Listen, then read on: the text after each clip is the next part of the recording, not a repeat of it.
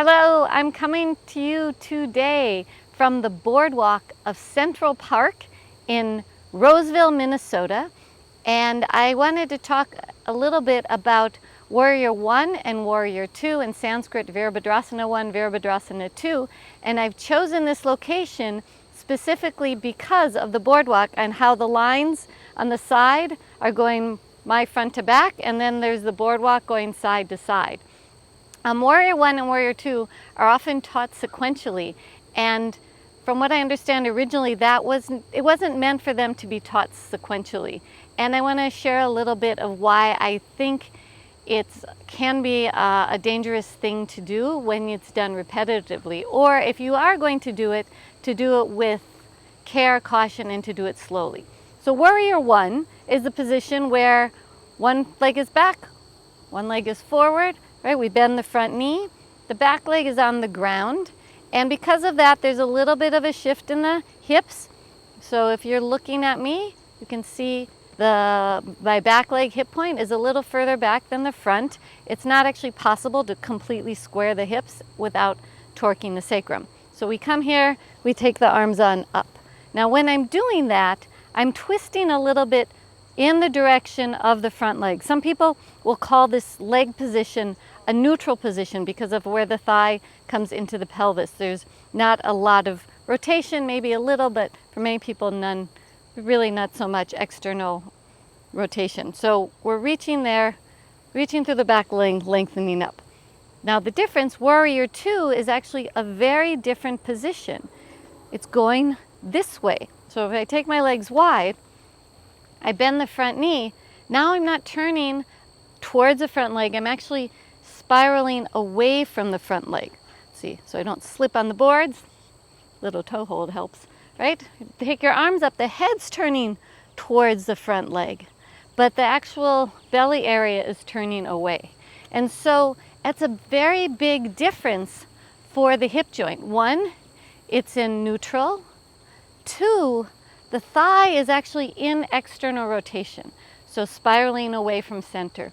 So when you go if you go from 1 to 2, what happens is there's a lot of compression and jamming in the joint, and that can hurt both the cartilage and the bone itself. And I hear a lot of people having labrum tears related to athletic activities, sometimes yoga, which is aligning in the acetabulum, which is the hip socket. And so when you go from, say, 1, and if you were to go to 2 without changing any leg positions at all, so this is 1, right? I'm facing my front leg, little twist towards the front leg, and then 2, I'm turning away from the front leg. In order to do that anymore, I'd have to really hold here, and I can feel the tension already in my body. It would be a jamming of pulling my pelvis back in a way that creates the kind of compression and sometimes shearing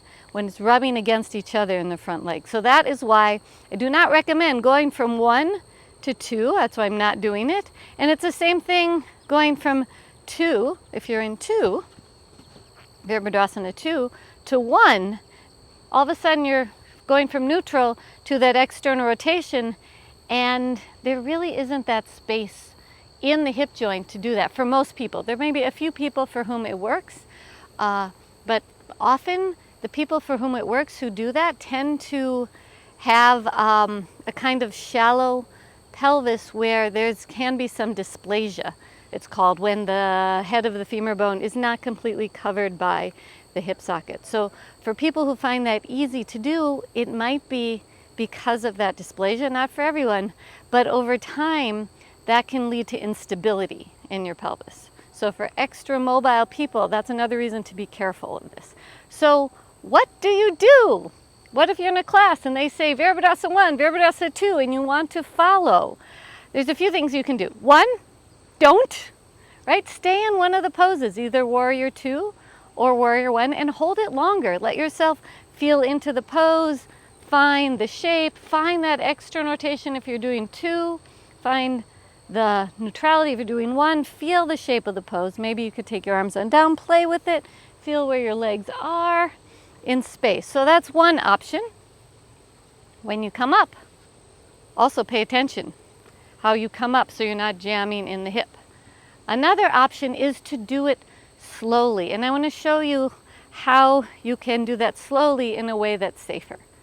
So we come into warrior one, and what a lot of people who do flow classes, what they'll do is that instead of being warrior one, they'll have the back heel off the floor, which they'll call crescent. I'm not a huge fan of this pose because you don't have a lot of, it's hard to get a lot of grounding, it's hard to find the back leg, but in moderation it's okay. So it creates a little bit more mobility to go from 1 to 2, but still that doesn't talk about so much what's happening in that front leg. So if I'm going in 1 and I'm asked to go to 2, I will actually lengthen, straighten my leg a little bit, then I will turn my torso a little bit. Sometimes I'll even walk the foot over so I can get a little external rotation and then come into 2. So notice I come up, and the same thing if I go from 2 to 1.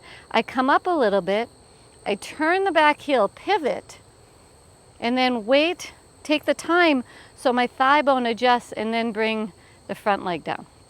Right? Again, I'll show you again with the other leg. But before I do that, another thing to pay attention to is when you come out of the one facing forward or the one facing sideways, to pay attention how you come out. If you just do something that jams into it, like I'm going to jump out without paying attention, that also over time can cause that wear and tear. So to come out, straighten the leg, turn the leg in, walk the legs together. So one more time, we're going to take the front leg forward, the back leg, back, that makes sense. The front knee is, we have some visitors who want to come by. Go on ahead. This is a beautiful public place to enjoy. It's pretty amazing, the park system in Minneapolis. So front leg bent, let's say you're in warrior one, and the cue is to come into warrior two. Lift up the front leg, pivot the back heel. And then notice, does it feel good? The distance, maybe play around a little with the foot and then come down into the pose. Right? Find it. And then, woo, you can hang out there for a while with the strength, determination, feeling your inner warrior, your outer warrior. And then going back to 2, going back to 1, the one facing forward, usually the feet are a little bit closer. So I might walk my foot in, lift the heel, even hop the foot a little, pivot, and you have the choice of bringing the heel back down, keeping the heel up, coming into 1, right? Playing with that. Another thing I'll just add is a lot of times because we see the front leg, we get focused on how deep the front leg is, but we forget about the back leg. So that's a case in warrior 2 and warrior 1. There's a kind of often instruction, bring your knee over your ankle, which is not very easy, right? Not very easy. If you bring the knee over the ankle, often the back leg does some loosey-goosey things. So I also tend to focus on the back leg, keeping that rooted as I find the shape in the front leg. The back leg stays strong. That way you can be a warrior for a very long time, which is one of the main reasons I am sharing this with you, because I want you to be able to enjoy these poses and get great benefit for them for a very long time. So thank you for watching. If you have any questions or comments, thoughts, most appreciated. And you can find more at raziyoga.com.